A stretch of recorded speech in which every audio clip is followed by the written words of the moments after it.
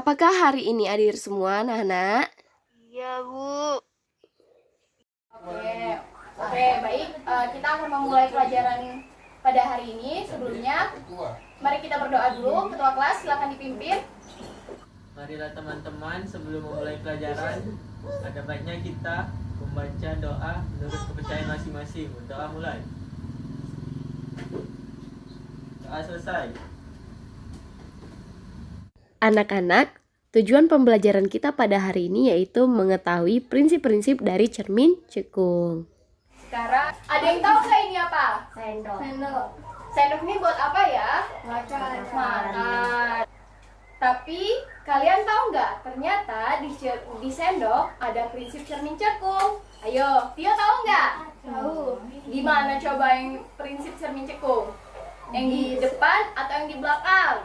Di depan. Wah, bener. Ini adalah contoh prinsip cermin cekung. Nah, sekarang cermin cekung itu tahu nggak apa? Cermin yang melengkung ke dalam. Betul. Nih, namanya sumbu utama. Apa? Sumbu utama, Bu. Nah, ini adalah cerminnya. Ini dinamakan bagian belakang cermin. Kalian tahu nggak sih, ini berawal dari lingkaran. Misal ya, misal ibu punya lingkaran. Anggap ini lingkaran sempurna. Terus ada titik kan tuh. Ini. Kalau misalkan ibu garis di sini, dan ibu hapus, tuh, ternyata bentuknya dari lingkaran.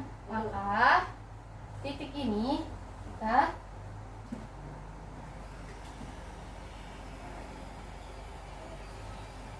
kasih nama R, titik kelengkungan.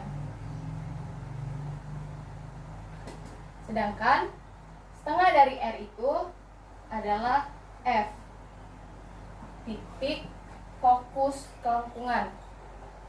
Dalam cermin cekung ada 4 bagian. Bagian pertama,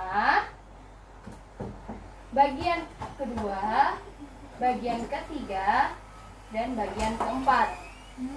Biasanya disebut dengan ruang cermin. Sampai sini paham? Paham, Bu. Oke, kita lanjut ya ke sinar istimewa dari cermin cekung. Oke, sinar yang pertama, sinar yang datang sejajar dengan sumbu utama akan dipantulkan melalui titik fokus. Nah, sebenarnya dalam menggambar cermin cekung ini harus menggunakan penggaris, tapi berhubung kita tidak punya, jadi anggap saja ya adik-adik. Ini. Yang kedua, kebalikan yang dari yang pertama. Kalau yang pertama, sinar yang datang sejajar dengan sumbu utama akan dipantulkan kembali melalui titik fokus. Sinar yang kedua, kebalikannya. Sinar yang datang melalui titik fokus akan dipantulkan kembali sejajar dengan sumbu utama. Oke. Tahu kan sumbu utama yang mana? Tahu, Bu. Tahu. Oke. Sejajar artinya gini ya, sama nih. Nih. Oke. Sinar yang ketiga, sinar yang datang melalui jari-jari kelengkungan cermin akan dipantulkan kembali melalui jari-jari tersebut. Sampai di sini ada yang ingin ditanyakan? Saya, Bu. Oke, boleh. Fadil mau bertanya apa? Saya mau bertanya kenapa sinar yang ketiga itu dipantulkannya kembali ke daerah asal. Oke. Ini ya, kita tadi belum namain. Ini sinar yang pertama, ini tadi yang sinar yang kedua, ini yang sinar ketiga. Ini yang masuk Fadil. Iya, Bu. Oke, coba perhatiin. Yang ini sudah dicatat?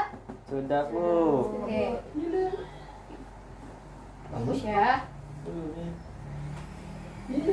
Ya di sini.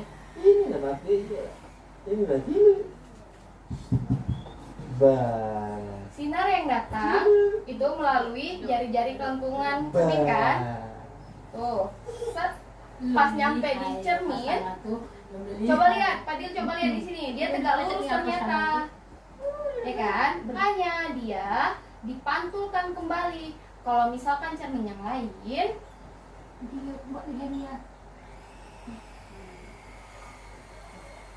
misal yang sejajar, waktu Cak pacak berjalan. waktu sampai cermin Ini ternyata Cak pacak berjalan.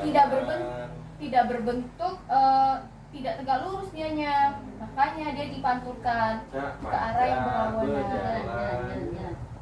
Sampai di sini paham? Paham Bu. Oke, fokus ya. Nah, sekarang ibu mau ngajarin tentang sifat bayangannya.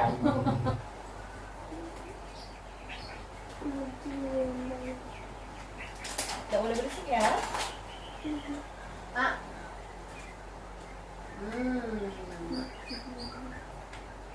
Masih ingat nggak tadi dalam cermin cekung ada ruangan-ruangannya? Ingat. Nah, ini ruang berapa? 3 Bu. Ya. Tio, ini ruang berapa? 1. 1. Rizka, ini ruang berapa? 2. Ica? 4. Pinter semua. Wajar kalau gurunya saya. Untuk mempermudahkan menentukan sifat bayangan, ada rumusnya. Letak benda ditambah letak bayangan sama dengan 5.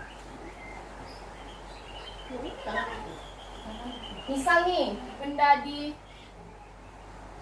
ruang 1, maka bayangan bendanya berada di ruang berapa? Ruang 4. Benar, ruang 4.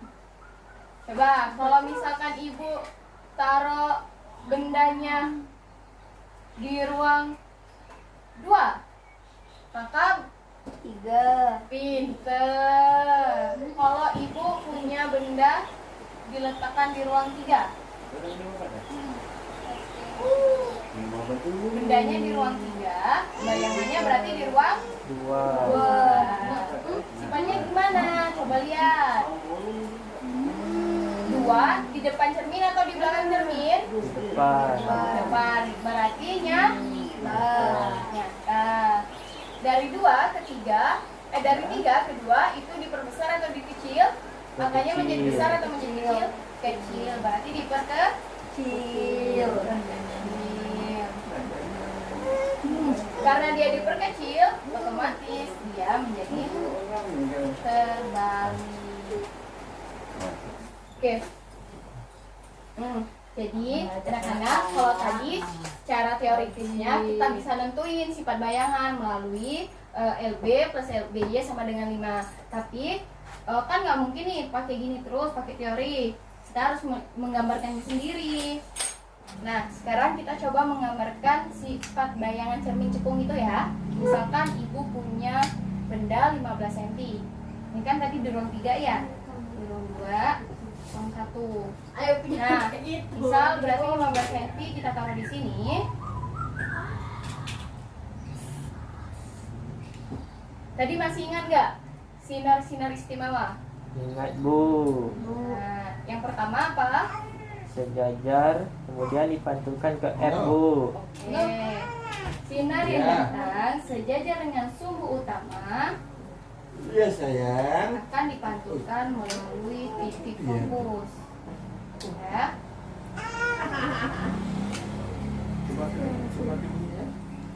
Oke.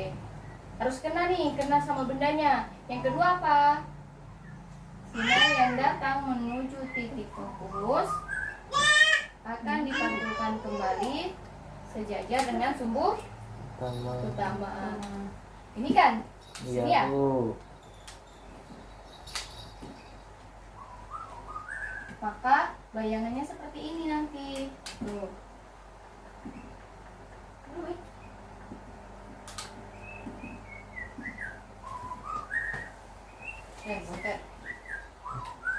Ya. Coba lihat bayangannya berada di berapa? Ruang berapa? ruang Tiga, Bu. tiga. Jadi tadi prinsip yang LB plus LBY sama dengan 5, benar ya? Iya, Benda di Bu. ruang 2. Benda ini kita namain dengan S. Sedangkan bayangan dengan S aksen. Dari kedua ini, maka kita bisa nentuin tuh titik fokusnya berapa dengan 1/F sama dengan 1/S plus 1/S aksen.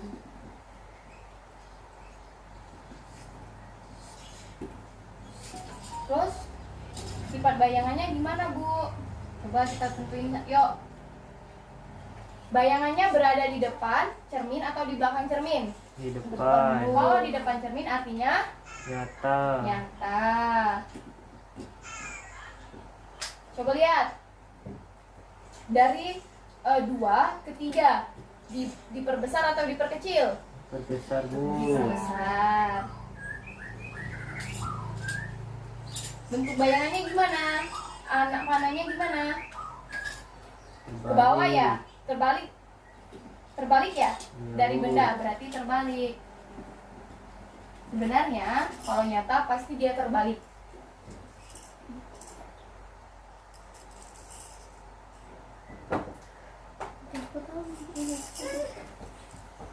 Hapus ya. Dari benda ini, dari letak benda dan letak jarak benda dengan jarak bayangan, kita juga bisa nentuin pembesaran benda.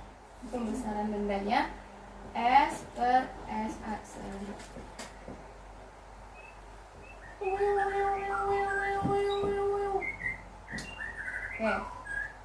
Oke, sampai di sini paham? Paham, Bu. Oke, kalau sampai di sini paham,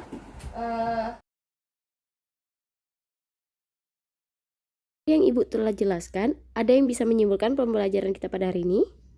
Saya, Bu. Oke, Padil, boleh disimpulkan, silakan. Cermin cekung ini memiliki sinar istimewa, Bu. Di antaranya, sinar yang datang sejajar sumbu utama akan dipantulkan melalui titik fokusnya. 2. Sinar yang melewati titik fokus akan dipantulkan sejajar sumbu utama. 3. Sinar yang melewati titik pusat kelengkungan cermin akan dipantulkan kembali menuju titik pusat kelengkungan. Padil, tepat sekali kesimpulannya. Untuk menambah pemahaman kalian, coba kerjakan halaman 20 nomor 1 sampai 5 ya. Iya, Bu. Dirikan pekerjaan rumah. Ada pertanyaan lagi anak-anak? Oh. Ya, oke. Kalau tidak, Ibu rasa cukup ya sampai di sini. Semoga bermanfaat. Ibu akhiri, wassalamualaikum warahmatullahi wabarakatuh. Waalaikumsalam warahmatullahi wabarakatuh, Bu.